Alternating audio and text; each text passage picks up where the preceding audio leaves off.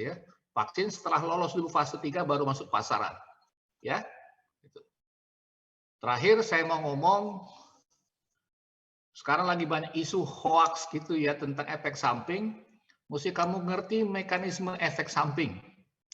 Ya, mekanisme efek samping baik obat atau vaksin itu melalui farmakokinetik, efek farmakokinetik atau farmakodinamik atau mekanisme kerja. Ya. Jadi kamu mesti ngerti di situ ya. Jadi jangan kamu juga jadi sumber hoax nanti untuk informasi tentang efek samping obat. Jadi kalau secara garis besar efek samping obat ada dua mekanismenya. Ya. Pertama adalah yang disebut augmentasi. Efek samping itu sudah dikenal waktu penelitian sebelumnya. Ya. Jadi efek samping itu kan obat itu kan sebelum masuk pasaran dicobakan dulu. Misalnya pada hewan segala macam, pada orang normal, itu udah ketahuan efek sampingnya. Itu namanya tipe Ogmong, Ogmongsi gitu ya. Yang kedua adalah tipe bizar. Nah, tipe bizar ini meskipun secara farmakologik itu tidak bisa dijelaskan kenapa itu terjadi pada manusia. Salah satunya adalah reaksi alergi. Prinsip reaksi alergi, segala sesuatu yang masuk tubuh itu dianggap zat apa? Leo. Jadi segala sesuatu yang masuk dalam tubuh itu dianggap zat asing, ya. Meskipun itu obat. Contoh lagi yang klasik adalah siapa yang makan coklat jadi gatal-gatal atau makan telur jadi gatal-gatal. Itu karena coklat, telur itu juga bahan asing gitu. Walaupun itu makanan, ya. Tolong dimengerti itu ya. Jadi kita sebagai mahasiswa kedokteran jadi jangan kayak orang awam gitu juga nggak ngerti mekanisme apa efek samping itu ya. Oke, kita mulai ya.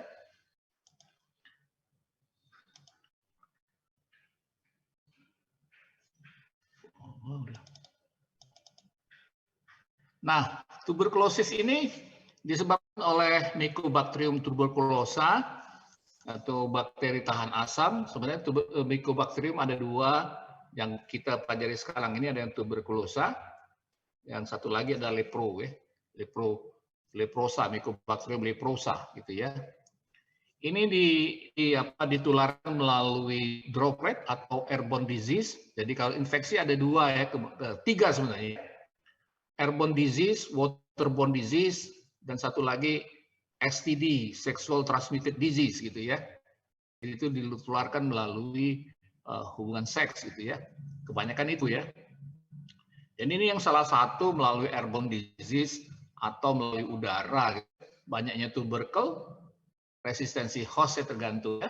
Ini juga termasuklah yang sekarang lagi rame corona melalui airborne gitu ya. Airborne melalui udara gitu ya. Sepertiga penduduk populasi dunia terinfeksi TBC. Kemudian WHO pada tahun 99 menetapkan kira-kira 883 kasus baru dan 140 kematian per tahunnya. Nah, kalau terkena HIV itu menjadi kemungkinan 100 kali lipat untuk terjadinya TBC. Makanya orang bule paling takut dengan HIV, HIV ini, atau dengan TBC ini, karena di negara mereka banyak HIV gitu ya. Jadi mereka kalau pergi ke negara-negara yang tinggi TBC-nya itu pada sekali. Salah satunya ketakutan orang bule adalah bahwa TBC unsur utama pengobatan yang menggunakan INH ya, dan orang kulit putih itu atau westerners itu rata-rata itu mempunyai sifat asetilator cepat. Jadi mereka mudah terkena kalau menggunakan INH, terkena jaundice atau kuning ya. Makanya mereka takut sekali untuk terkena TBC karena masalahnya mereka nggak bisa menggunakan obatnya. Ada Mas?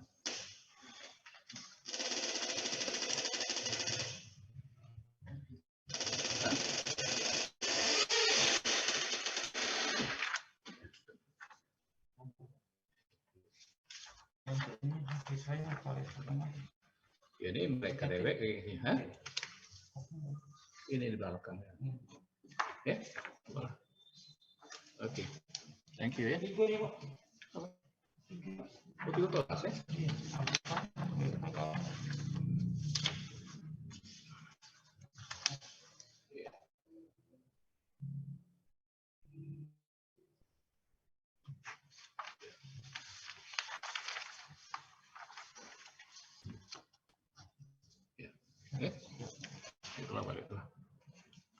Oke. Kalau orang Indonesia disebut apa? Orientalis ya, orientalis.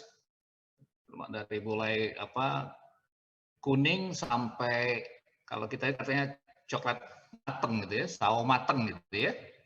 Apa sawo busuk orang kita nih kulitnya ya.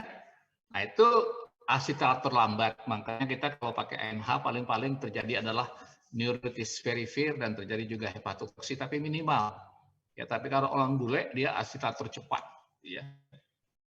Nah, itu salah satu yang menyebabkan efek samping. Jadi balik lagi kenyataannya adalah karena kekurangan enzim tertentu atau apa yang menyebabkan efek samping itu. Ya.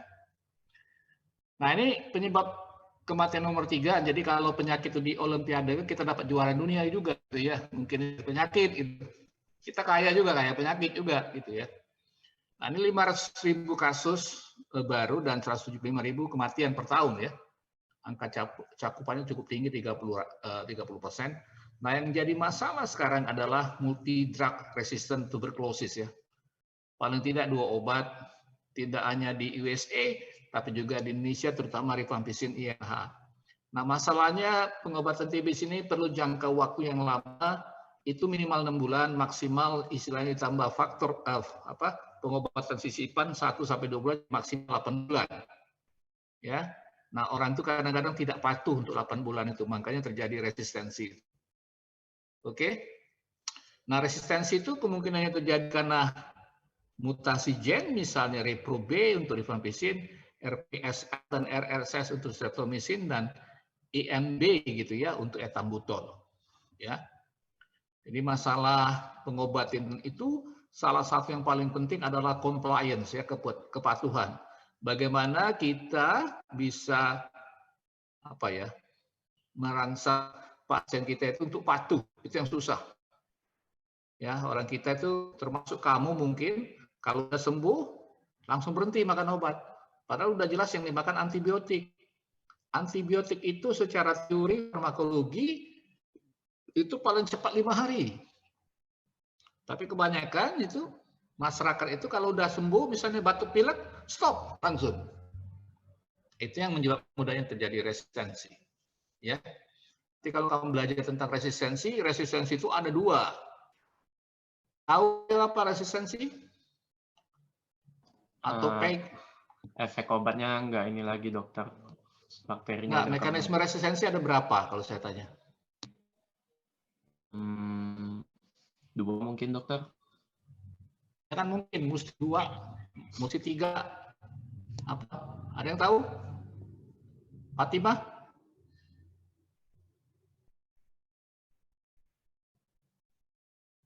Ini resistensi itu ada 2, memang betul, resistensi primer, resistensi sekunder. Kalau resistensi sekunder itu dapat obat dulu baru dia resisten. Tapi kalau primer itu sebelum itu sudah dapat gitu ya. Terlahir sudah resisten gitu. Itu yang susah nebaknya. Ya. Itu yang susah nebaknya. Tapi ada gitu populasi itu ya. Memang nggak tinggi banget, katanya paling banyak 2%. Tapi ada yang namanya resistensi primer. Ya, orang yang terakhir sudah resisten dia dengan obat tertentu. Makanya hati-hati untuk pengobatan itu ya. Jadi makanya kalau dalam pengobatan itu kita mesti nulis juga riwayat perjalanan obat. Jangan hanya riwayat perjalanan penyakit, tapi kita juga tulis riwayat perjalanan obat. Ya, riwayat perjalanan obat itu untuk salah satunya untuk menyatakan resistensi. Ya, yang kedua adalah apa? Kira-kira?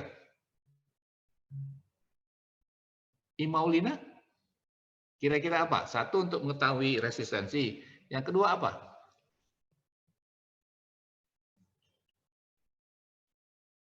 Ya, kita kenapa punya medical record? Jadi medical record itu tidak hanya mengetahui perjalanan penyakit, tapi tolong keep in your mind itu juga perjalanan obat. Ada yang tahu? Ini sering saya ribut juga di rumah sakit ya. Obat itu berperan dua. Sebagai apa?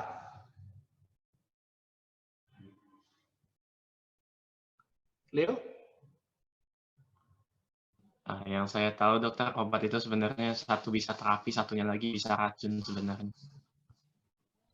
Kurang tepat ya. Jadi dia mempunyai indikasi, jadi untuk penyakit tertentu, tapi dalam tahap tertentu dia bisa menginduksi penyakit baru. Oke? Itu kalau kamu baca sekarang tentang virus corona terhadap komorbid, itu ternyata kalau pada hipertensi yang menggunakan ARB2 itu justru pasiennya aman gitu loh. Ya, tapi yang kalau menggunakan antihipertensi lain nggak ada pengaruhnya gitu. Kematian juga tinggi gitu.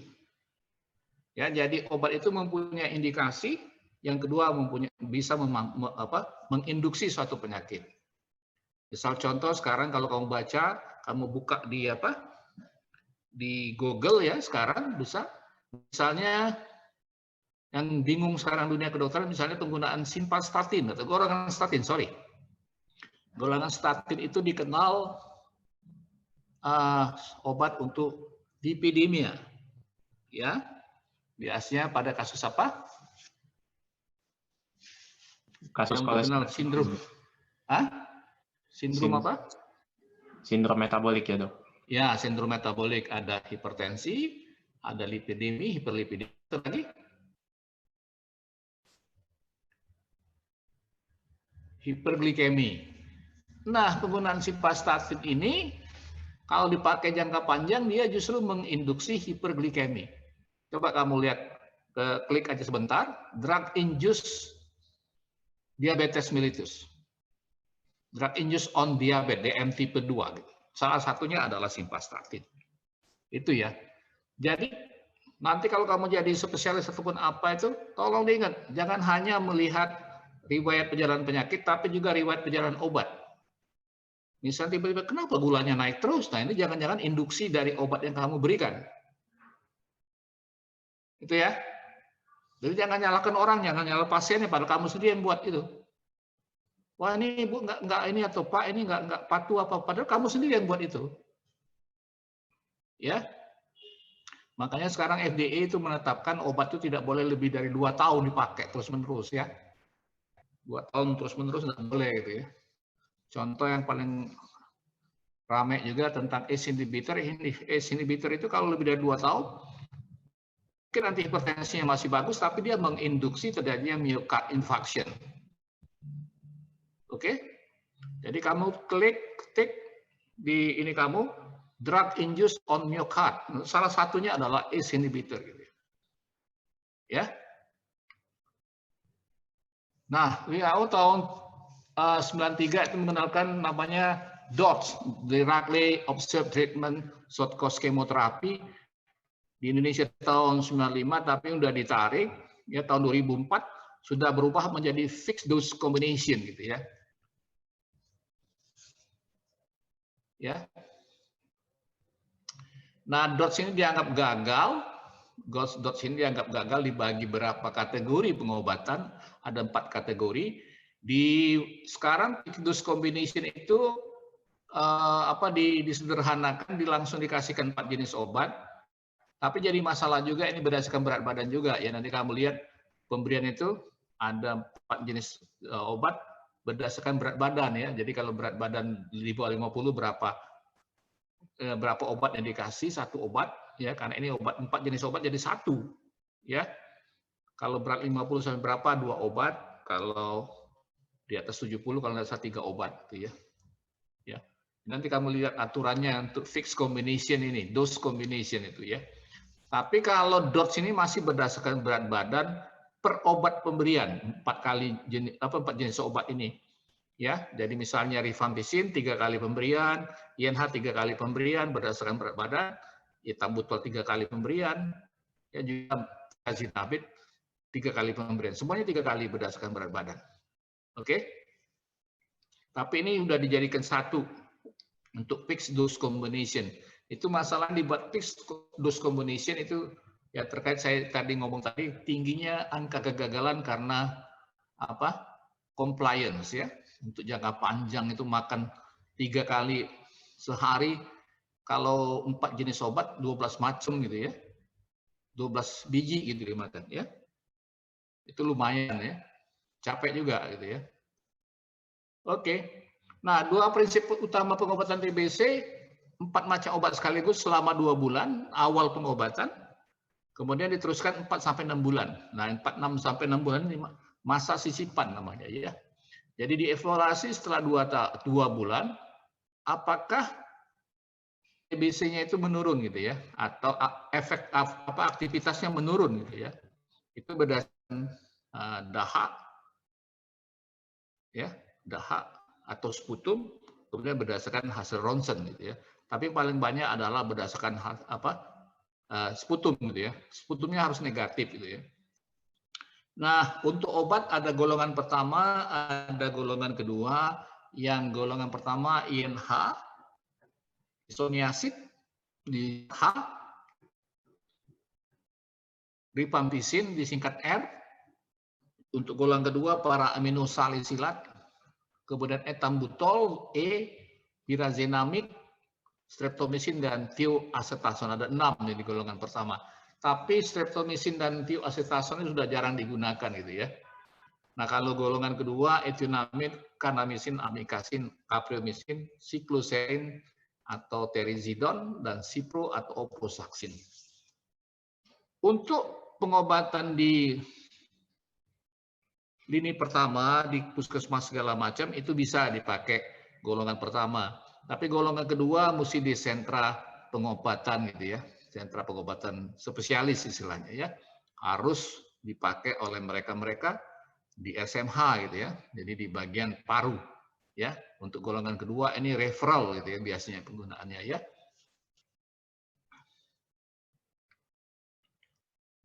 Nah, bila ada penghijauan atau fibrosis, ini tidak dipengaruhi oleh obat lagi.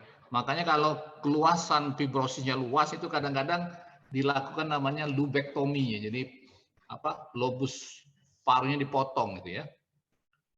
Nah, dikatakan sembuh itu kalau tidak ditemukannya BTA selama 1 bulan. Ya. Jadi ini kamu mesti ngerti berapa lobus pada paru-paru kanan, Leo, berapa? Hah? Kalau kanan 3, dokter. Kalau kiri? 2. 2. Nah, itu mesti kamu ngerti ya. Jadi bisa 1 lobus itu diangkat dari 1 paru-paru. Itu namanya lubektomi ya. Mengalami fibrosis yang luas karena waktu pertama kali waktu pertama serangan TBC langsung TBC berat, itu bisa saja 1 lobus itu kena semua. Oke? Jadi dia mengalami lubektomi namanya ya. Mengalami fibrosis. Nah, jadi golongan pertama saya mulai dulu dari streptomycin. Streptomycin ini termasuk aminoglycosid ya.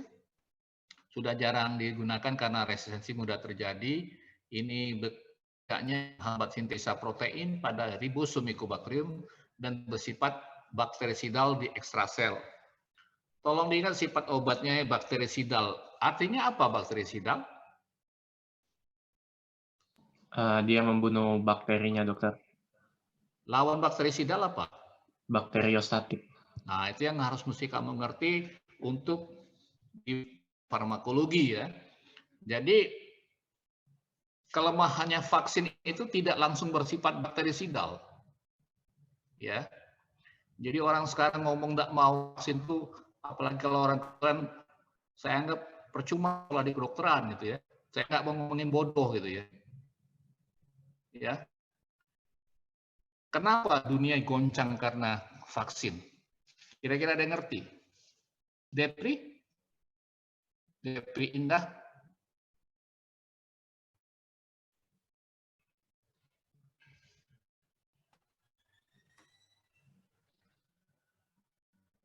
Supaya kamu jadi rasional itu. Peggy Febriansa. Berapa? Ada yang tahu berapa jumlah penduduk dunia sekarang? Berapa M?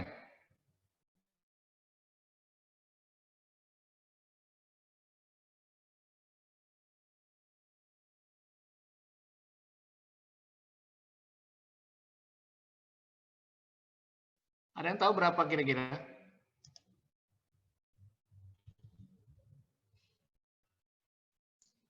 Fadil? Mau deket 8M, dokter. Nah, 8M. Sekarang pertanyaan selanjutnya, kenapa saya nanya 8M? Pentingnya. Berlian. Kenapa Berlian? Kenapa penting? Hah? Tahu, dokter. Aisyah? Jadi kamu juga bisa mencerahkan keluarga kamu ya. 8 miliar, kalau 8 miliar, sekarang pertanyaan selanjutnya adalah negara mana yang sanggup mencetak itu langsung 8 miliar atau memproduksinya 8 miliar itu? Negara mana sekarang yang ngaku negara kaya? Saya tanya dulu gitu. Kalau kamu ngerti kenapa negara di dunia ini hutan gitu ya. Ada berapa WHO negara-negara di dunia ini jumlahnya?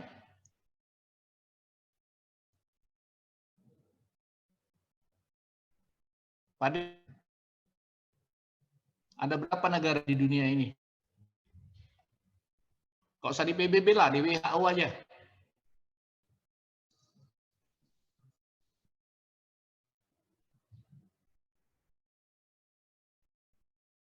Nah, sekarang pertanyaan selanjutnya adalah negara-negara mana saja yang memproduksi vaksin?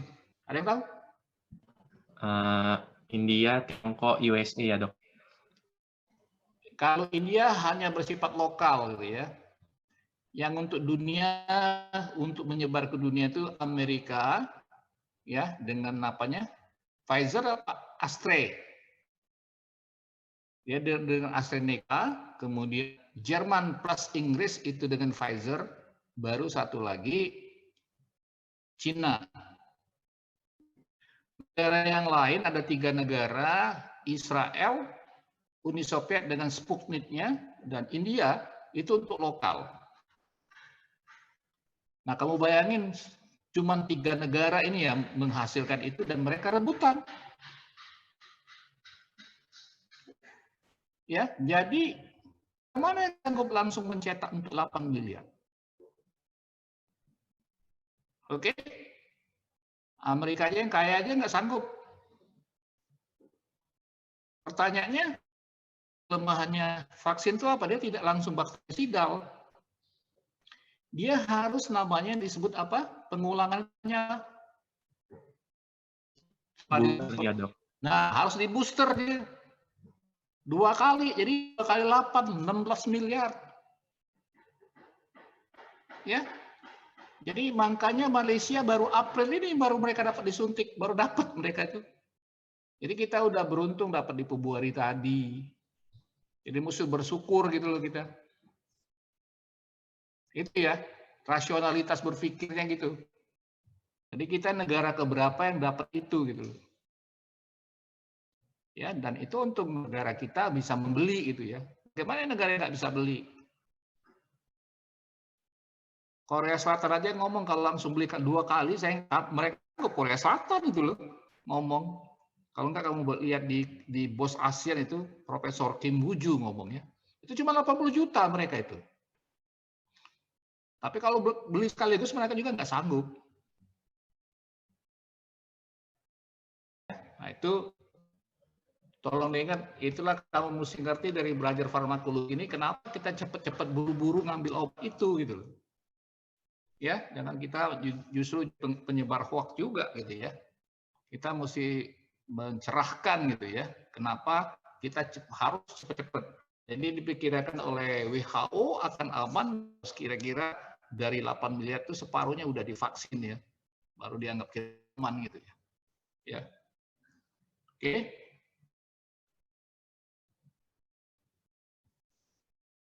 Ini farmakokinetik yang saya ngomong tadi, tidak diabsorpsi di intestinum, sehingga dia harus intramuskuler.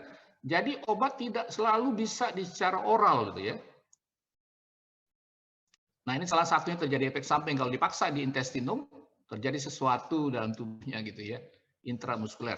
Makanya seluruh obat yang bersifat asam tidak boleh perut kosong karena akan menyebabkan mual.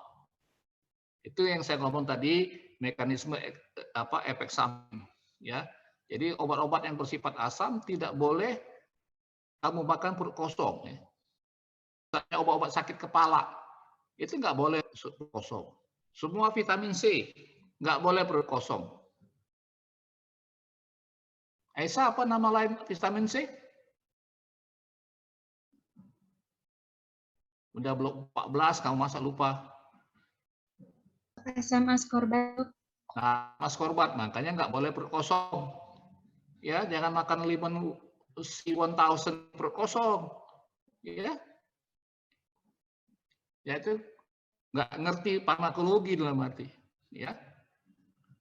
Nah, ini konsentrasi tertinggi dicapai setelah penyuntikan ini terapi TBC pada minggu pertama dan kedua awal pengobatan biasanya. Lebih kurang separuh obat ini diberikan protein plasma, diekskresikan melalui filtrasi glomerulus dalam 12 jam. Kemudian ini menembus plasenta yang juga terdapat di saliva, keringat, dan ASI, air susu ibu ya. Ini indikasinya.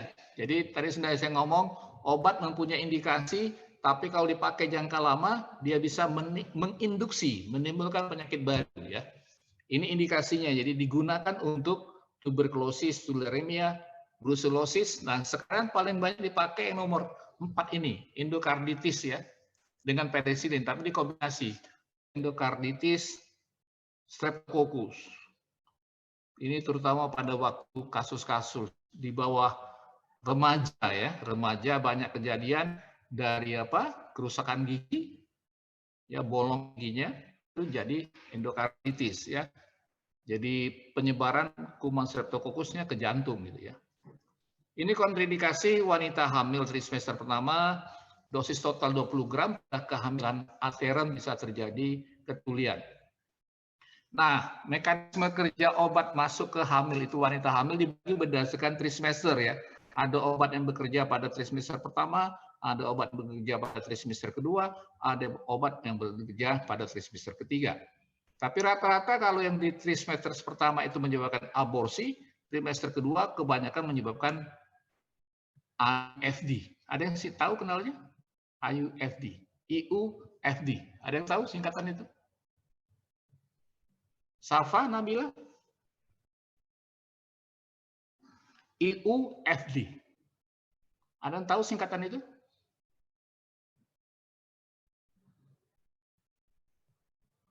Trimester kedua itu sudah pembentukan organ. Angelia, Gabriel? Tahu? Intrauterine fetal death. Nah, ya. Jadi kalau pada trimester kedua biasanya terjadi IUFD ya atau intrauterine fetal death. Ya. Tapi kalau pada trimester 1 itu biasanya terjadi cacat janin saja. Aborsi, sorry. Kalau semester 3 sudah cacat janin itu ya. Semester 3 itu kebanyakan misalnya obat-obat penghilang penenang atau disebut anti anxiety drugs ya. Kalau sekarang ngomongnya anti anxiety itu nggak ada orang cemas sekarang. Mahasiswa nggak ada yang cemas tapi galau katanya ya. Kalau ubah kata aja ya. Ya, anti anxiety drugs. Ya, nanti kamu baca anti anxiety drugs itu salah satunya menyebabkan gangguan pada janin atau mempunyai efek teratogenik gitu ya. Ini miastenia gravis, pemberian pada gangguan fungsi ginjal atau orang tua 65 tahun sebaiknya dihindari. Jadi sebenarnya patokannya untuk orang tua tuh di atas 65 tahun ya, tapi WHO menyerahkan tiap negara yang disebut manula itu di atas sama dengan 65 tahun. Itu menurut versi WHO ya atau FDA. Jadi dalam penelitian itu fase 3 itu tidak boleh, yang dibolehkan itu adalah orang-orang yang berumur 18 sampai 65 tahun. Sampai 65 tahun. Tapi balik ke keputusan disebut manula itu bagi negara masing-masing gitu loh. Kita matoknya kemarin 60 tahun gitu ya. Di atas 60 sudah dianggap manula. Seperti saya ini dianggap sudah manula karena saya sudah 61. Ya. Padahal kalau WHO, FDA itu di atas 65 gitu ya. Nah, efek samping untuk streptomycin ini ditoleransi dengan baik, sakit kepala dan lesu setelah penyuntikan ya. Jadi saya ingatkan kamu, kalau kamu setelah menyuntik seorang pasien, suruh istirahat minimal setengah jam. Untuk dua hal itu ya, untuk kalau misalnya ini karena lesu ya, supaya dia bisa diberi cairan supaya dia nggak lesu. Yang kedua adalah kalau takut terjadi efek samping gitu ya. Biasanya karena alergi biasanya terjadi reaksi alergi itu berupa shock anafilaktik yang takut dari injeksi ya. Reaksi hipersensitivitas bisa terjadi pada minggu pertama, bersifat ototoksik dan neprotoksik. Ya, ototoksik itu kebanyakan kalau di daerah-daerah yang menggunakan ini dia agak budek gitu ya. Jadi agak budek orangnya, gitu ya, dipanggil namanya ya. Neprotoksik. Jadi ini ototoksik itu mempengaruhi saraf pendengaran ya. Saraf nomor 8, N8. Interaksi obat ini bisa menyebabkan neuromuskuler meningkat bila obat ini diberikan bersama asam etakrinat atau furosemid. Dua-duanya ini adalah obat-obat diuretik.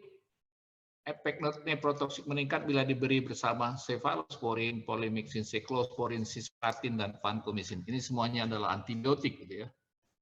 Preparat yang tersedia itu adalah dalam bentuk 1 dan 5 gram. Jadi harus dicairkan dengan aqua gitu ya, untuk bisa disuntik ya. Ada yang dalam bentuk solusio 400 mg dalam tabung 12,5 ml. Ini dosisnya ya, dosis dewasa 15 mg per kilogram berat badan per hari. Kalau anak-anak 20 sampai 30 mg per kilogram berat per hari ya, maksimal 1 gram. Jadi untuk antibiotik ini tolong diingat nanti ngafalin dosisnya ini yang susah ya. Karena harus tepat berdasarkan kilogram berat badannya gitu. Kalau dia berlebih apa yang terjadi? Kalau dosisnya berlebih. Kira-kira Angelia. Orang ngomong overdose. Kalau lebih apa yang terjadi?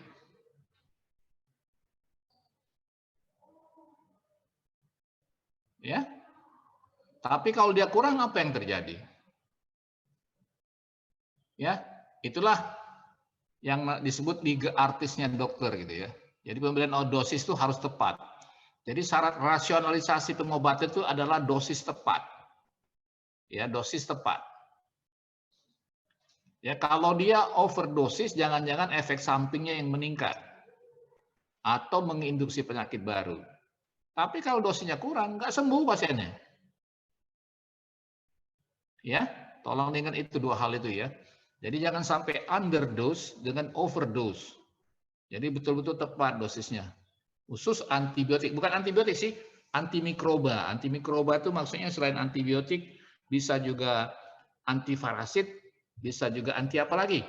Mikroba.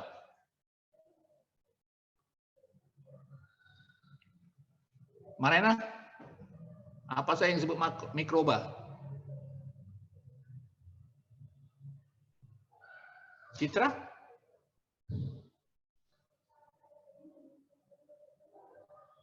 Jadi bisa bakteri, bisa parasit,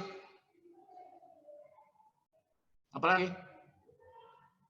Bisa jamur, bisa virus, yaitu disebut antimikroba.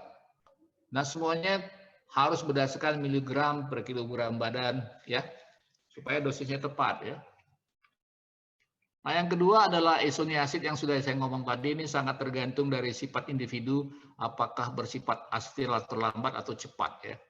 Dikenal dengan sebutan asam isonikotinoid hidrazid atau INH ya. Isoniazid itu ya. Bermolekul kecil yang bebas dan larut dalam air ini menghambat enzim esensial yang penting untuk sintesa asam mikolat dan dinding sel Mycobacterium. Bersifat juga bakterisidal, tapi dia tidak seperti streptomycin yang hanya di ekstrasel, dia juga bersifat bakterisidal di intrasel ya, di intrasel ya. Ini absorpsinya baik di saluran cerna, oral atau parenteral, ini enggak masalah di saluran cernanya ya. Tadi kalau Kalau streptomycin bermasalah di saluran cernanya, makanya hanya diberikan secara parenteral atau secara intramuskuler gitu ya.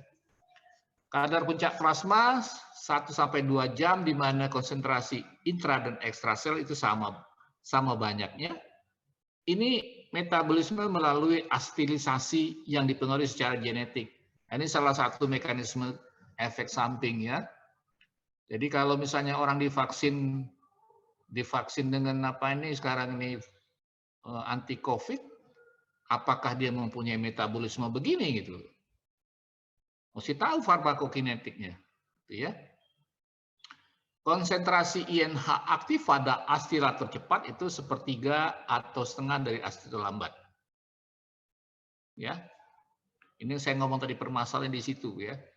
Jadi ada orang-orang tertentu memang kelainan enzim tertentu yang secara genetik nggak ada di tubuhnya. Ya, makanya pengobatan itu sejak tahun 2005 oleh WHO diputuskan namanya P-drugs, personal drugs.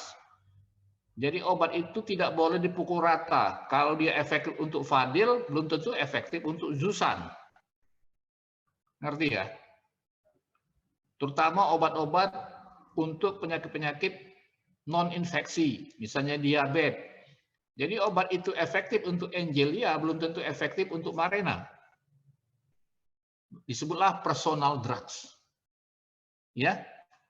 Nah, waktu paru aspirator cepat 70 menit, kalau yang lambat 2-5 jam. Nah, ini orang kita Indonesia ya, atau disebut juga orientalis ya.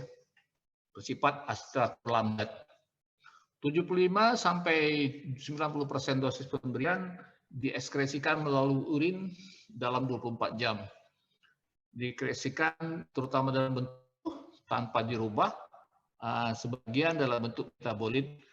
Resistensi terjadi karena hilangnya KAT-G untuk enzim katalase dan peroksida. Ya. Aspirator juga berpengaruh untuk obat-obat lain ya seperti prokainam ya pada pengobatan jantung. Nah, indikasinya hanya untuk tuberkulosis ya. Satu lagi juga dipakai ya cuma untuk tuberkulosis. Ya. Nah, ini kontraindikasinya penyakit hati G6PD, hati-hati pada penderita epilasi, provokasi serangan.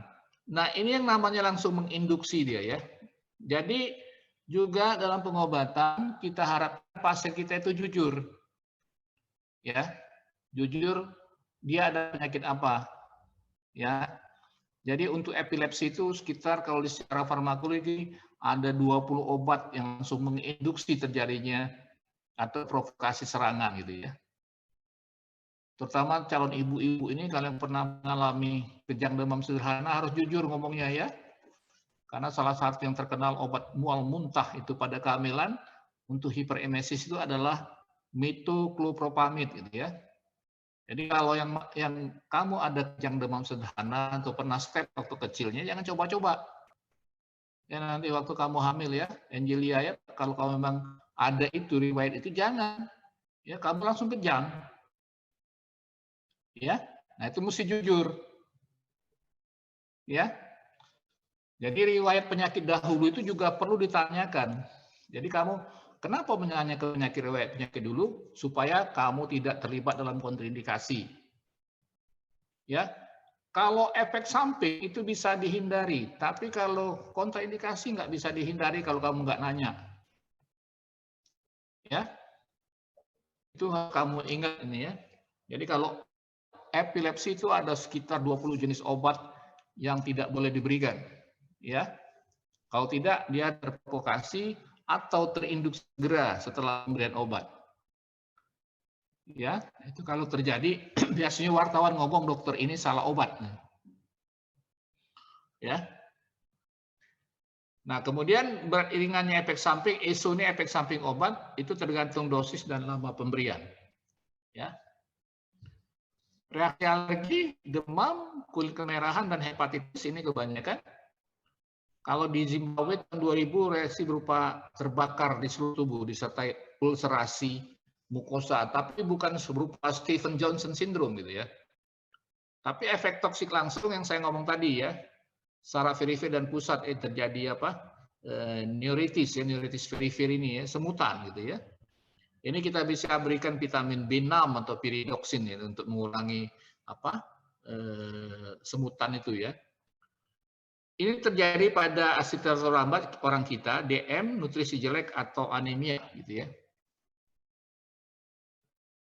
Jadi kalau kamu rasa semutan, jangan-jangan kamu tuh anemia gitu ya, terutama wanita memang rata-rata anemia gitu ya. Ya, jangan sampai masih FK Unsri anemia gitu kan, nggak lucu.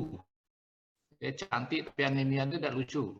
Ya, ini salah satunya adalah neurosis perifer, jadi sering kedinginan telapak kaki dan tangan, semutan. Nah itu salah satu ciri. Ya. Efek samping ini kalau gangguan hati, mual muntah, kuning, sampai peningkatan SGT, pada G6PD terjadi hemolisis akut.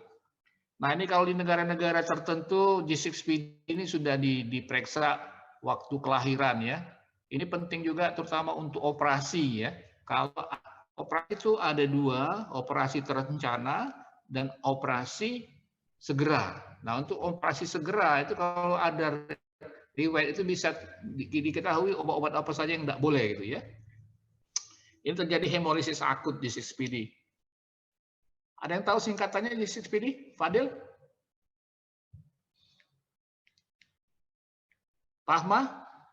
Pahma kita gahu. Apa singkatan G6PD? Glukosa 6 fosfadihidrogenase. Ah ya, pinter ya. Nah, ini ada istilah-istilah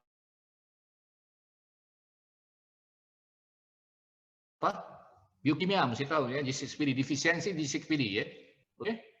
Interaksi obat tidak boleh diberikan bersama alkohol, antacid, ini menurunkan efeknya. Alkohol maksudnya apa saja? Tahu nggak alkohol? Jadi kalau orang minum alkohol, minum INA, boleh nggak kamu kasih obat batuk sirup? Tidak, dokter. Hah? Enggak. Kenapa nggak boleh? Karena sirup tuh kalau ininya salah satu bahannya tuh ada alkohol untuk biar dia larut. Nah itu yang kamu lupa ya. Jadi itulah kalau kita nggak ngerti dunia kedokteran, kita ngomong haram-haram aja.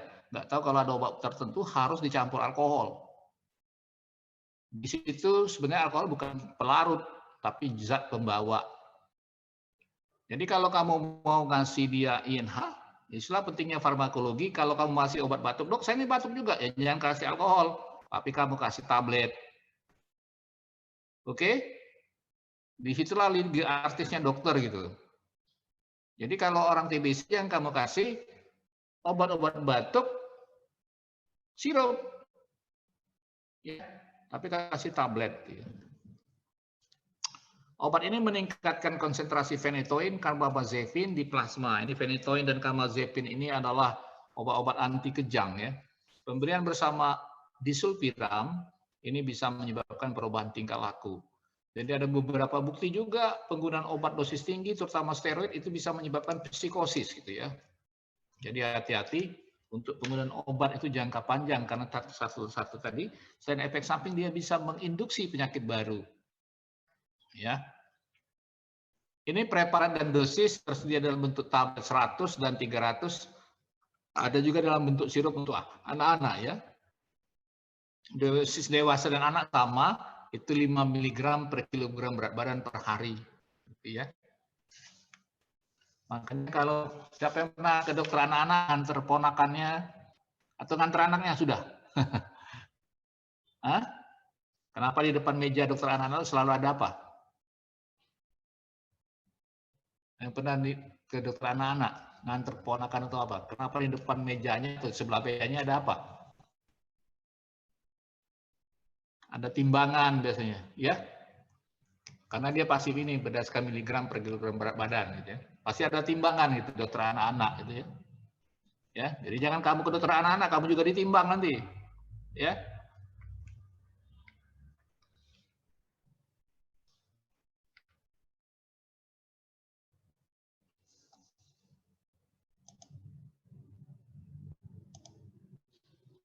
Nah, yang nomor 3 adalah rifampicin ini ya, rifampicin.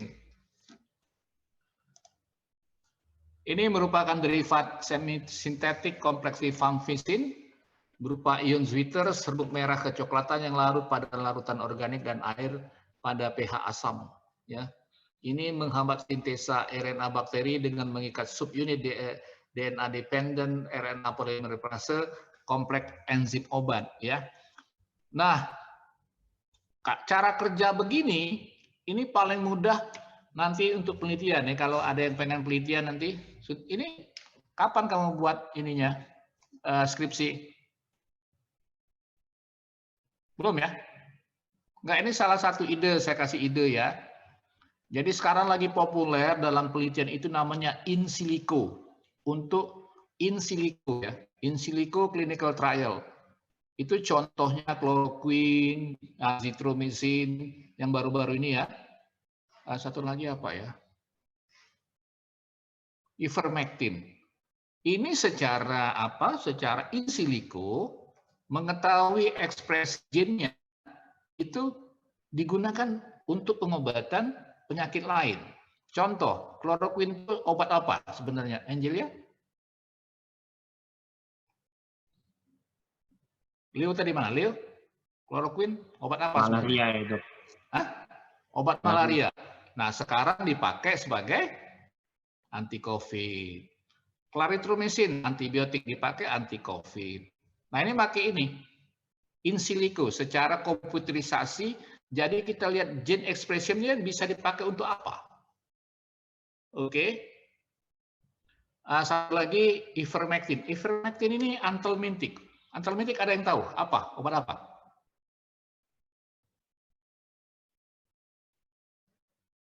Pernah dengar anthelmintic? Ya. Siapa yang cacingan? Itu obat anti cacing gitu ya.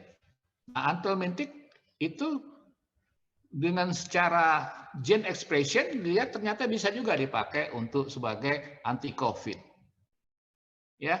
Jadi mengetahui kerjanya ini melalui gene expression namanya, kamu bisa, wah ini obat ini mirip apa ya? Untuk penyakit apa yang mirip kerjanya di sini?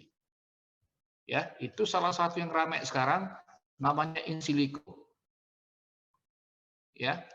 Kemarin saya membimbing kakak kelasnya, ya yang baru skripsi, itu dia buat in silico. Itu dia plasmid dimasukin dalam bakteri, tapi bukan sebagai antibakteri, dipakai sebagai anti diabetes. Ya, nanti itu salah satu, sengaja ini saya agak lambatin supaya kamu menjadi salah satu nanti, karena saya tahu kalau generasi muda sekarang itu komputerisasinya lebih bagus dari saya gitu ya. Nah, in silico itu cuma mengandalkan ekspresi itu melalui secara komputerisasi saja. Oke? Nanti kamu baca banyak itu. Kamu klik aja di internet sekarang banyak namanya drug repurposing. Drug repurposing gimana secara komputerisasi, bagaimana dari gene expression itu masuk ke komputer. Ya, sehingga kamu itu menjadi ide kamu nanti untuk penelitian penemuan obat baru. Ya, obat sekarang kan kelemahannya itu kan tadi saya ngomong kepatuhan, ada 3 kali sehari, 2 kali sehari, ya 1 kali sehari jangka panjang. Bisa nggak kamu nemukan obat sekali setahun yang makannya gitu? Ya, jadi lebih patuh lagi orangnya ya. Obat awet muda sekali setahun makannya gitu ya. Jadi dahinya nggak pernah kendor gitu dahinya, ya. Oke, ini salah satu ya yang sekarang rame di kalau kamu baca di jurnal-jurnal bagaimana menemukan obat baru melalui gene expression. Salah satunya rifampicin ini, tapi lucunya rifampicin ini nggak dihanuin orang, dibuat drug repurposingnya apa gitu ya. Sebagai obat apa? Ya, justru anti malaria yang dapat, anti cacing yang dapat, gitu ya. Nanti kamu klik aja di ini di BOS ASEAN itu banyak sekali tentang drug repurposing oleh Profesor Kim Moon-ju itu dari Korea Selatan, itu ahlinya kayaknya, ya, tentang drug repurposing itu. Ini sama dengan INH, dia bersifat bakterisidal di intra dan ekstrasel, meningkatkan efektivitas streptomycin dan INH. Farmakokinetiknya absorpsi baik di saluran cerna, diekskresikan melalui hati ke dalam empedu, mengalami deastilisasi. Kalau tadi mengalami astilisasi justru INH ya. Terjadi resirkulasi intrahepatik, ekskresi melalui pija kira-kira 60-65%, sisanya melalui urin. Ini konsentrasi puncak plasma 24 jam sampai 24 jam.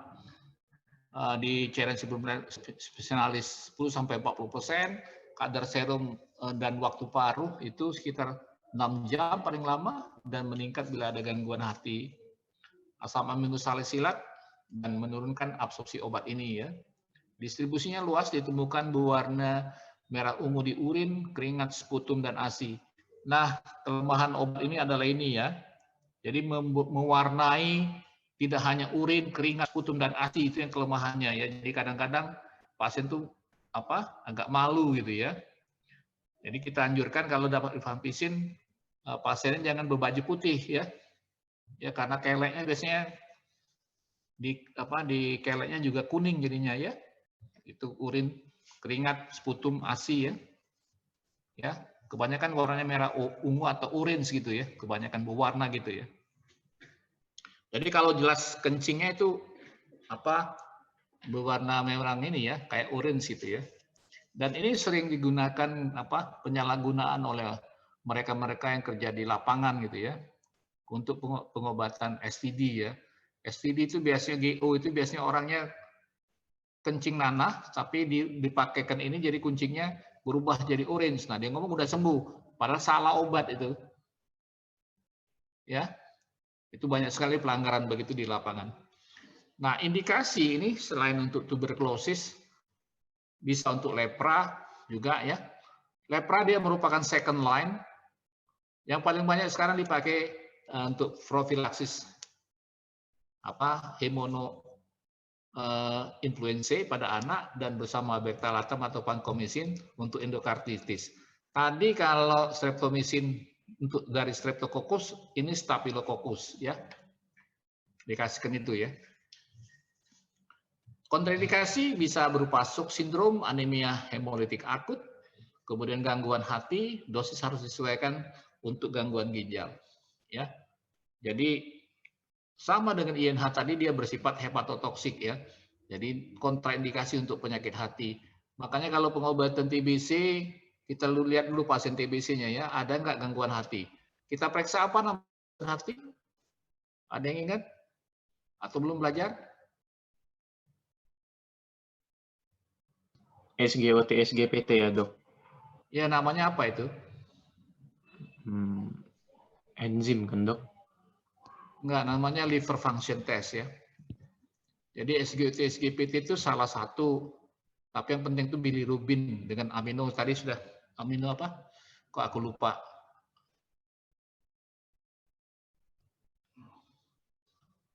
Gimana itu tadi?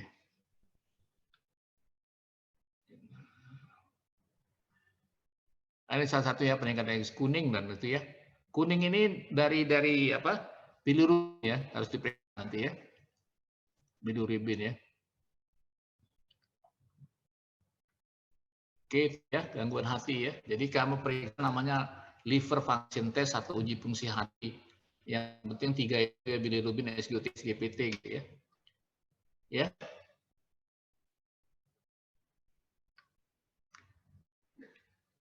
Di bawah 40% penderita mengalami demam, kulit kemerahan, mual muntah, jaundice atau kuning, trombositopenia, dan nefritis. Gangguan hati tambah berat bila diberikan bersama INH ya. Jadi karena dua-duanya bersifat hepatotoksik. Bisa juga terjadi namanya flu-like syndrome. Kalau dosis hariannya lebih dari 1.200 mg itu terjadi demam, nyeri otot, nefritis, anemia hemolitik, dan shock. Obat ini tidak boleh diberikan bersama PZA nih, prazinamid ya. Pada tuberkulosis laten nanti tanya dengan dokter Zen apa yang disebut tuberkulosis laten, ini akan menyebabkan rusak hati berat. Ya. Nanti tanyakan dari penyakit dalam siapa yang ngajar itu, apa yang disebut tuberkulosis laten. Oke. Bila harus diberikan tidak boleh lebih dari 2 minggu. Ya, kalau harus dikasihkan ya, tapi dengan pengawasan yang ketat gitu ya. Nah, obat ini meningkatkan eliminasi kontrasepsi oral dan antikoagulan. Ya, tolong ingat kalau pasien dengan TBC mendapat rifampicin, jangan kamu kasih kontrasepsi oral gitu ya. Pasiennya tetap hamil, ya. Jangan kamu nanti dimarah-marahi oleh suaminya gitu ya. Dia ngomong lagi, oh, nanti obatnya kadaluarsa lah. Padahal karena interaksi obat, ya. Jadi itu juga masalah kontrasepsi banyak nggak jelas di lapangan gitu ya. Jadi obat kontrasepsi itu juga menimbulkan interaksi dengan obat lain ya, dan dia tidak menjadi efektif kalau diberi bersama-sama rifampicin. Jadi ini ibunya tetap hamil aja, ya. Obat ini menurunkan kadar serum ketoconazole, sikloserin, kloramfenikol, sulfonylurea, analgesik narkotika, barbiturat, quinidin, kortikosteroid, glikosida, beta blocker, clofibrat, tiofilin, verapamil, kumarin, dan fluconazole. Jadi ada 2 obat yang disebut drug inducer yang terkenal ya, rifampicin, satu lagi phenytoin ya. Drug inducer itu artinya mengusir obat-obat dari tempat kerjanya. Ya, jadi ini paling banyak untuk ini rifampicin, berapa banyak obat yang diturunkan kerjanya gitu ya. Dan disebutlah kalau nanti keluar di UGDI, drug inducer terkenal itu 2, phenytoin dan rifampicin. Ya, yang Anda tahu nanti kamu tuh ya. Jadi makanya termasuk eliminasi kontrasepsi oral ini bisa terjadi pada pemberian rifampicin bersama-sama kontrasepsi oral. Malah ada dugaan juga termasuk yang injeksi ya. Injeksi juga bisa diganggu oleh rifampicin. Oke. Hepatotoksik meningkat bila berisi bersama halotan. Halotan ini obat anestesi umum ya. Jadi kalau penderita TBC dioperasi, kita kasih tahu dokter anestesinya ya, bahwa pasien ini dapat rifampicin gitu ya. Jangan diberi halotan untuk induksinya. Induksi, bukan induksi untuk penyakitnya, tapi induksi untuk operasinya ya. Diganti dengan anestesi lain untuk supaya operasinya berjalan ya. Tersedia dalam bentuk tablet kapsul 150, 300 dan 450. Ya, ada suspensi 100 mg per miligram per mililiter. Dosis dewasa sama anak sama seperti INH 5 mg, ini 10 mg, maksimum 600 mg ya, maksimum 600 mg. Ethambutol yang keempat. Nah, ethambutol ini dari golongan pertama, ini yang paling lemah ya, karena dia cuma bersifat bakteriostatik, baik di intra dan ekstrasel. Jadi obat ini tidak boleh diberikan secara tunggal karena akan cepat sekali terjadi resistensi. Ya, ini merupakan garam dihidroklorid sintetik, larut dalam air dan stabil dalam keadaan panas, menghambat sintesa metabolisme sel dengan memblok enzim arabinosil transferase, sehingga mudah terjadi kematian sel. Dia bersifat bakteriostatik di intra dan ekstrasel. Kalian 3 tadi, streptomycin, rifampicin, INH, dia semuanya bersifat bakterisid. Ini dia bakteriostatik. Ya. Absusnya baik di saluran cerna, kadar puncak plasma 2-4 jam, waktu paru sekitar 3 jam. Ini resistensi terjadi karena penggunaan tunggal ya, mudah terjadi adanya mutase kode IMBB gitu katanya ya. Ya. Ini ethambutol yang paling lemah gitu ya. Indikasi hanya untuk tuberkulosis paru. Kalau kontraindikasi terutama terjadinya neuritis optik, jadi dia menyebabkan buta warna untuk sementara ya. Terutama pada anak di bawah 5 tahun, bersihan kreatinin 50 mm per menit tidak boleh diberikan ya. Penderita gangguan ginjal dosis harus disesuaikan. Ya, jarang tapi toksisitasnya minimal ya. Ini efek samping obatnya dapat berupa kulit kemerahan dan drug fever, dapat juga terjadi gatal-gatal, nyeri sendi, gangguan saluran cerna, disorientasi dan kemungkinan halusinasi. Nah, ini sekarang banyak diteliti di bagian mata gitu ya. Terjadinya neuritis optik dan hilangnya kemampuan membedakan warna atau buta warna gitu ya. banyak sekali diteliti di bagian anak-anak, di bagian mata untuk mengetahui adanya neurotoxicity karena gangguan etambutol, karena penggunaan etambutol, bukan gangguan karena etambutol, tapi penggunaan karena etambutol. Ya,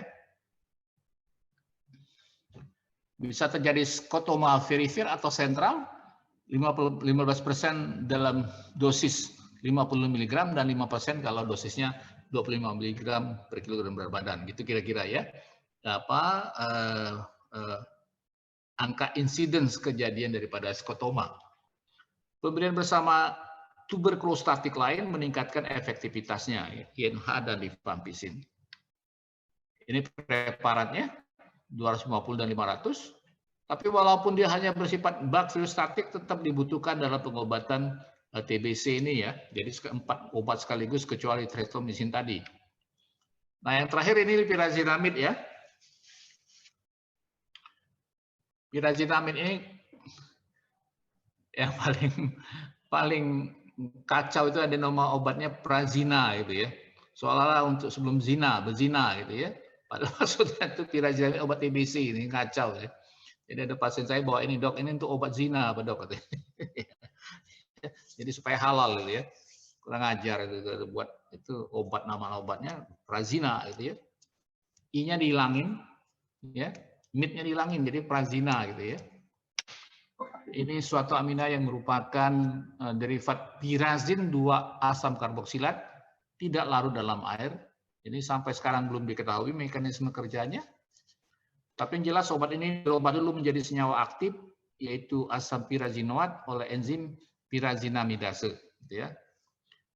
Dia hanya bersifat bakterisidal di intrasel, tapi dia mempunyai aktivitas sterilisasi, pembersihan. Ya, kalau tadi streptomycin dia di ekstrasel saja, ya, ini di intrasel, ya, pirazinamid. Absorpsinya ini baik di saluran cerna.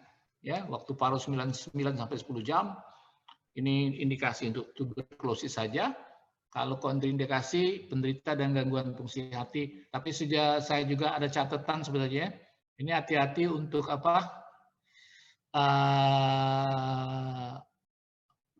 orang-orang dengan asam urat ya, karena dia bisa menyebabkan peningkatan asam urat ya. Ini bersifat hepatotoksik dan berkaitan dengan dosis. Kematian biasanya terjadi karena adanya nekrosis. Tadi sudah saya ngomong tadi untuk tuberkulosis laten ya. Peningkatan alanin dan aminotransferase SGOT, SGPT ini pada dosis 3 gram atau 40 sampai 50 mg per kilogram badan per hari gitu ya. Poliatralgia yang tadi ngomong saya peningkatan asam urat ya. Jadi harus diberikan bersama-sama allopurinol. Jadi sering sekali bengkak sendi ya, terutama di pergelangan tangan ya, pergelangan tangan atau pergelangan kaki ya. Ini kelebihannya poliatralgia, pyrazinamid ya. Jadi terpaksa harus dikasih kombinasi dengan allopurinol ya untuk mengurangi nyeri sendinya. Interaksi obat belum diketahui. Dan yang lucunya penelitian terbaru kalau orang dengan tinggi asam urat itu kecenderungan hipertensi. Ya. Hipertensi. Tersedia dalam bentuk tablet 500 mg, itu dosis dewasa dan anak 5 mg per kilogram badan per hari ya, atau 20 sampai 30 mg per kilogram badan per hari gitu ya. Nah, itu yang golongan pertama ya. Sekarang kita masuk golongan kedua. Jadi Anda dan hanya diizinkan untuk memberikan obat-obat golongan pertama ya di fasilitas kedokteran itu fasilitas umum ya. Lini pertama di puskesmas atau apa. Tapi kalau untuk yang kedua ini harus di sentra pendidikan gitu ya, spesialis gitu ya. Jadi kalau kita harus mengirimnya ini ke center-center memang untuk pengobatan TBC ya. Karena ini harus penanganan spesialis karena obat-obat ini penggunaan obat dalam dosis besar dan efek sampingnya tinggi sekali. Jadi time window-nya sempit sekali untuk obat-obat ini ya. Kamu lihat lagi nanti di farmakokinetik apa yang dimaksud time window gitu ya.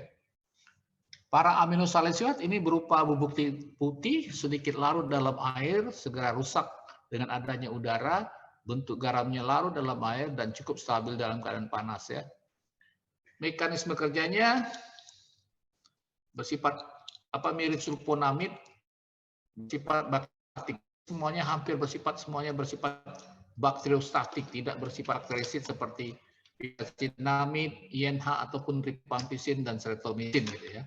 Semuanya mirip etambutol, bersifat bakteriostatik. Ini segera diabsorpsi di saluran cerna, konsentrasi plasma maksimal 2 jam, distribusinya luas ya, waktu paru kurang dari 1 jam, indikasi hanya untuk TBC aja ya.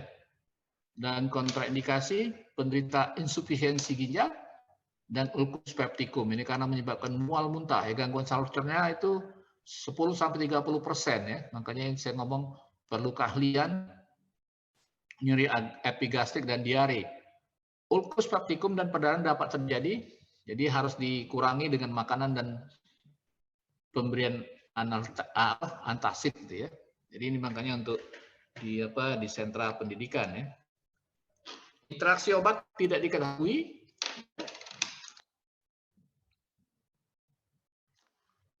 Ya. Jadi preparat ada yang 500 dan 1000, ini dosisnya tinggi sekali ya. Jadi 8 sampai 12 gram per hari, bayangin aja. Jadi 8 sampai 12 tablet per hari. Dibagi 3 dosis ya. Kalau 12, 4 dosis 3 ya sekali makan. Gitu. Jadi ini dosisnya juga gede sekali. Ya. Etunamid merupakan suatu tioamid asam nikotinat berwarna kuning, tidak larut dalam air. Ini awalnya dibuat untuk isoniazid, tapi ternyata efek samping gede juga, jadi nggak jadi dipakai. Bersifat bakteriostatik baik di intra dan ekstrasel.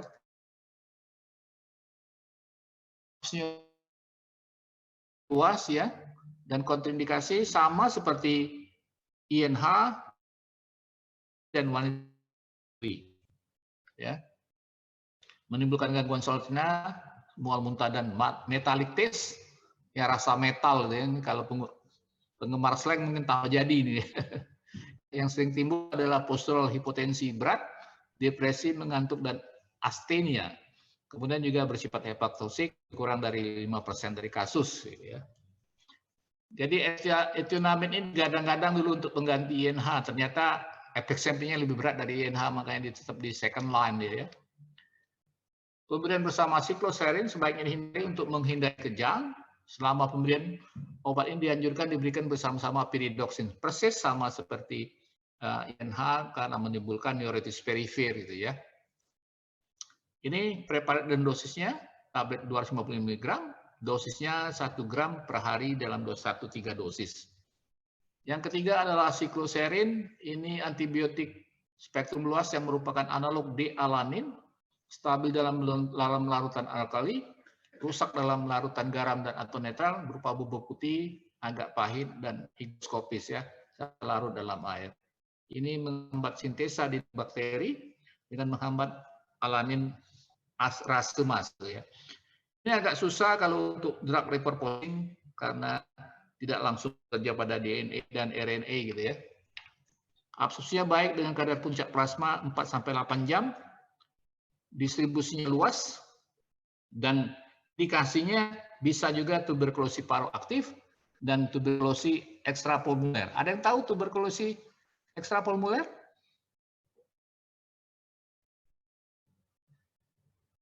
Izin dokter, itu yang TB yang terjadi selain di jaringan paru kan dokter, seperti KGB atau kan di tulang. Ya, jadi mesti kamu tahu nih ya ekstrapulmoner ya. Jadi biasanya TB tulang yang paling banyak ya. Kalau TB tulang biasanya pada anak-anak akil balik ya, umur 15 tahun, paling banyak 14 sampai 15 tahun ya. Dengan keluhan nyeri sendi dan disertai batuk gitu ya.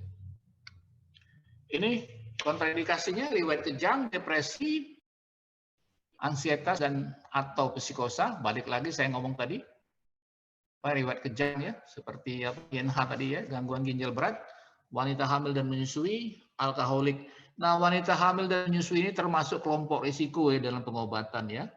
Ada 5 kelompok risiko: anak-anak, wanita hamil, wanita menyusui, anak-anak di bawah akil balik, wanita hamil dan menyusui, orang tua di atas 65 tahun. Kemudian yang terakhir kelompok risiko orang yang tidak mempunyai organ gitu ya.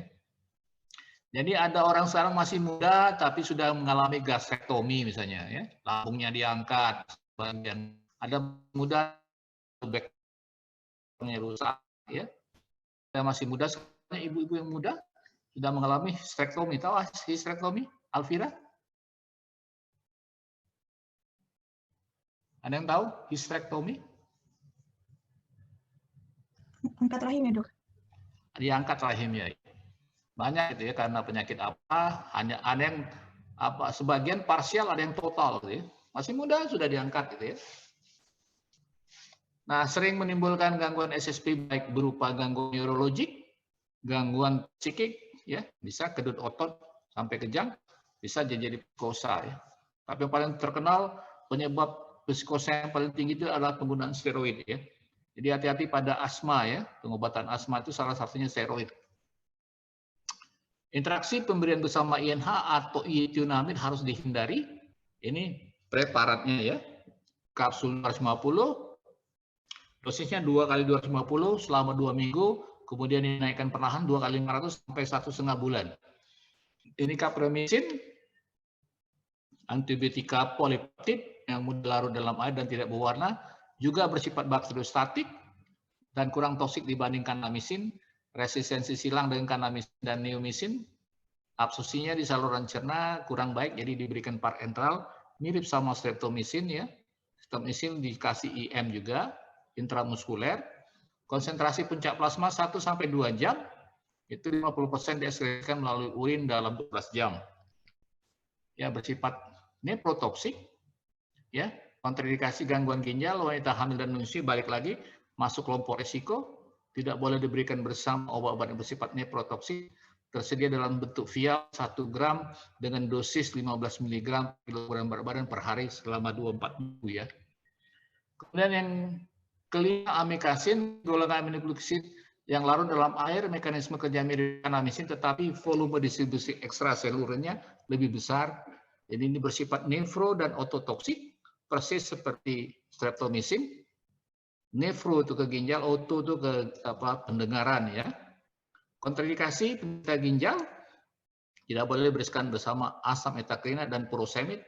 Dua-duanya adalah diuretik dalam vial 50 mg per mililiter, dosis 15 mg per kilogram badan per hari dibagi 2 sampai 3 dosis.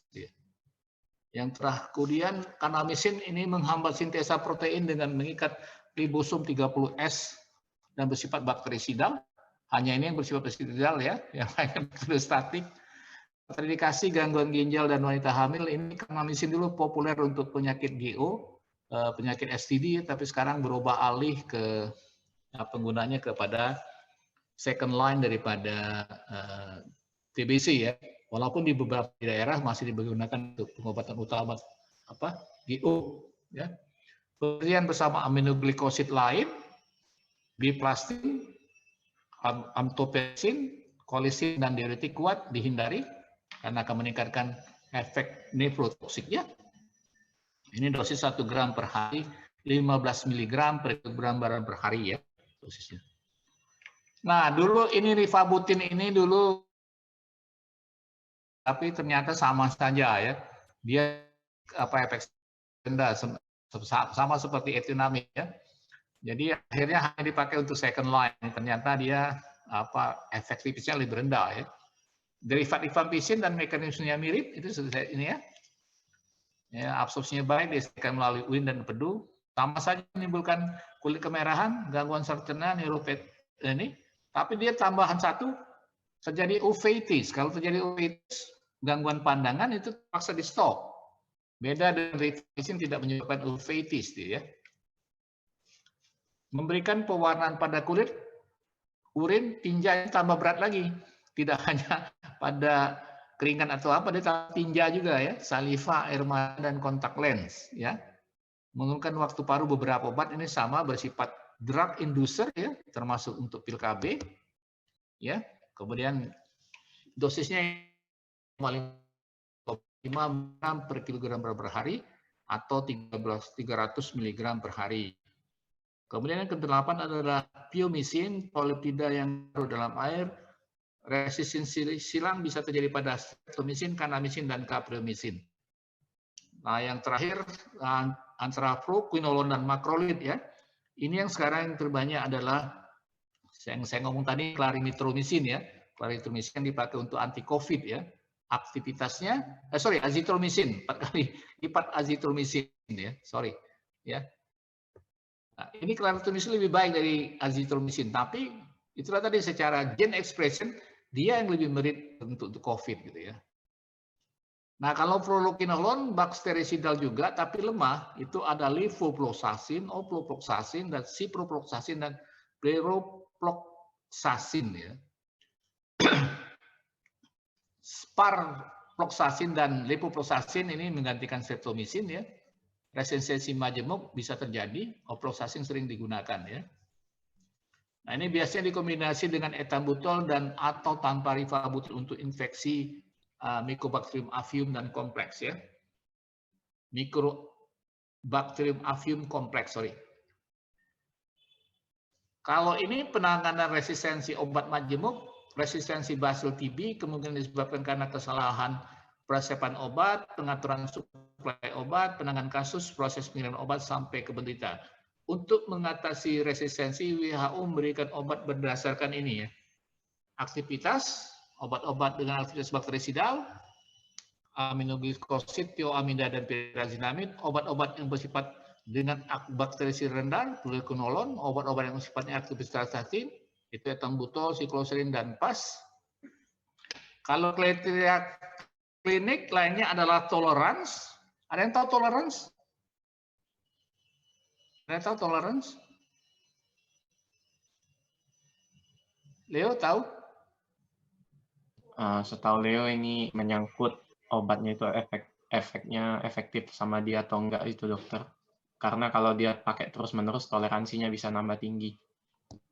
Jadi kalau toleransi itu maksudnya peningkatan dosis ya. Ya. Jadi ada obat nggak perlu di dosisnya tinggikan. Ya, tapi ada obat harus ditinggikan kalau lama menggunakan obat. Misal contoh yang ramai itu adalah misalnya psikotropika. Kalau udah pakai obat-obat psikotropika cenderung naik dosisnya gitu ya. Tapi kalau kamu pakai obat-obat kardiovaskuler nggak perlu naik dosis, tapi penambahan obat. Misalnya obat antihipertensi satu macam udah dosis maksimal, nggak bisa lagi kombinasi gitu ya. Tapi itu toleransi artinya ya. Cenderung dosisnya ditinggikan gitu ya.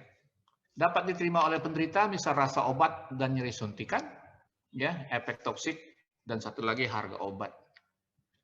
Nah, ini bisa kamu baca nanti regimen golongan ketiga bila ditemukan resistensi terhadap INH, tetapi rentan terhadap rifampicin, masih rentan terhadap rifampicin, ini obatnya ya. Nah, kalau sudah terjadi resistensi itu 9 bulan jadinya ya. 9 bulan. Ini kira-kira skemanya gitu ya. Ya, nah ini juga untuk resistensi terhadap INH dan rifampicin skemanya ya. Ini lebih lama lagi ya, 21 bulan. Kalau untuk yang kita ini yang obat golongan kedua tuh nggak usah sok-sokan, mendingan kasihkan ahlinya saja gitu ya. Daripada membuat orang makan obat 18 bulan. Kalau 5 macam terus dimakan, 3 macam terus berapa lama tuh ya? Ini ya. Nah, ini ada contoh beberapa kasus, bisa kamu baca nanti di situ ya.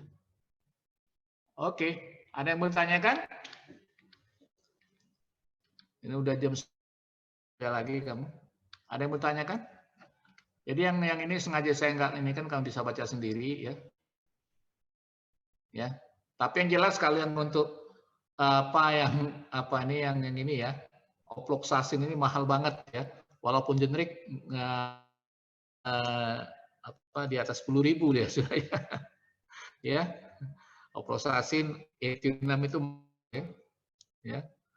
Jadi kalaulah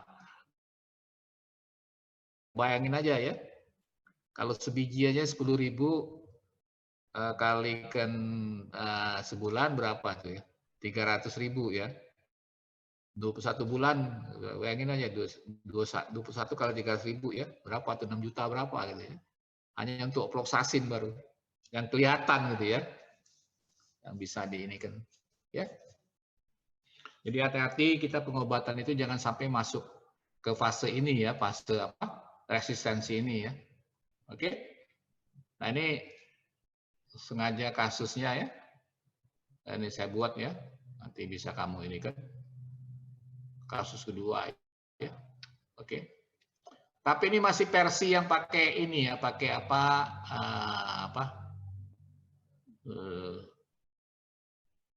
Dots gitu ya. UAT kategori 2 gitu ya. Saya pakai istilah dots. Oke. Kuliah kita hari ini. Jadi sedihnya pengobatan TBC ini satu ya, sepengalaman saya di lapangan terakhir saya tahun 2016 ya, ke salah satu kabupaten itu kayaknya belum merdeka sekali kita tuh ya. Jadi OAT itu biasanya, kalau kamu bayangkan TBC itu orangnya gimana kira-kira?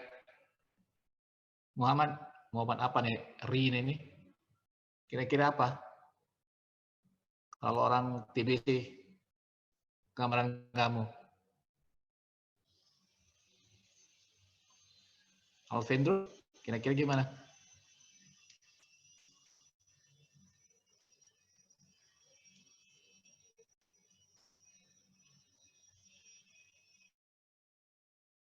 Terbayang. Berlian? Kurus, dokter. Nah, kurus benar ya, kurus ya. Jadi kurus ya. Kalau kurus kering malah ya. Saya sempat ada teman dulu ngelucu gitu ya, tapi sebenarnya enggak. Memang lucu jadinya, ini ngomong tulkan gitu ya. Tinggal tulang dan kentut gitu ya. Ngomongnya saking kurusnya gitu ya. Nah, itu nggak ada di atas berat badan 50 kilo. Jadi permasalahan TBC itu kalau di daerah kebanyakan tuh matinya itu bukan karena TBC, tapi matinya itu karena obat-obat ini. Karena 3 dari 4. Ya, kamu ingat ya tadi apa? INH, rifampicin, satu lagi apa? Pirazinamid, itu semuanya toksik. Kecuali tambutol enggak. 3 dari 4 itu sudah hepatotoksik gitu loh. Sedangkan mereka tuh kurus, dalam arti apa poin selanjutnya? Gizinya kurang. Jadi mestinya diperbaiki dulu gizinya atau berbarengan dengan pengobatan gitu loh. Makanya saya sering nggak suka kalau dipakai angka TBC itu angka rumah sakit. Kalau orang bisa berobat TBC ke rumah sakit dalam arti orang mampu gitu loh. Ya, apalagi dirawat di rumah sakit dalam arti gizinya juga terurus. Ya, kegagalan salah satu dots itu walaupun obatnya gratis adalah makanannya nggak gratis, beli juga gitu. Arti ya. Jadi kebanyakan matinya TBC tidak di lapangan itu bukan karena TBC-nya tapi karena obatnya gitu. 3 dari 4 obat yang diberikan itu adalah bersifat hepatotoksik gitu ya. Ya, jadi begitu makan, apalagi dengan INH itu kadang-kadang pasien nggak mau makan ya. Apalagi ada aturan yang terbaru dari WHO, itu sebaiknya temuan itu adalah rifampicin diberikan perut kosong. Nah, itu sama mual ya. Ngerti ya? Jadi kegagalan TBC ini adalah satunya adalah karena hepatotoksik itu. Jadi pasien nggak patuh. Begitu makan obat jadi mual muntah gitu ya. Ya. Tapi kalau sebulan saja pasien bisa bertahan dengan makan 4 obat itu tadi, itu otomatis berat badannya langsung naik gitu. Jadi salah satu tanda kesembuhan nanti pengobatan TBC itu adalah penambahan berat badan. Ya, penambahan berat badan ya. Jadi orang itu nafsu makannya ada lagi gitu ya. Tapi waktu dia kena TBC dia menjadi anoreksi, nggak mau makan dia.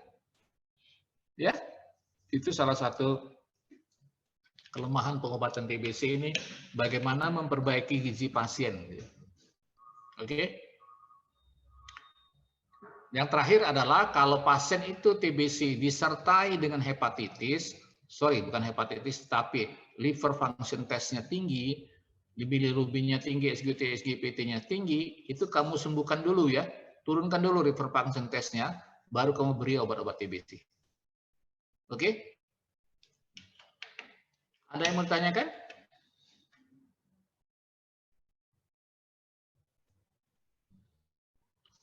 Leo?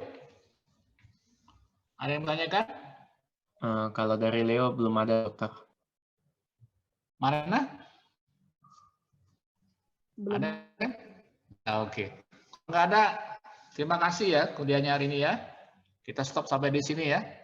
Oke? Sampai ketemu lagi.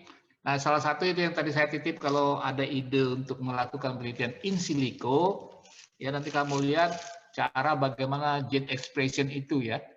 Oke? Salah satu dari revamping tadi. Makasih ya. Terima kasih, dokter. Terima Oke. kasih, dokter. Ya. Terima kasih, dokter. Ya. Terima kasih, Dok. Ya.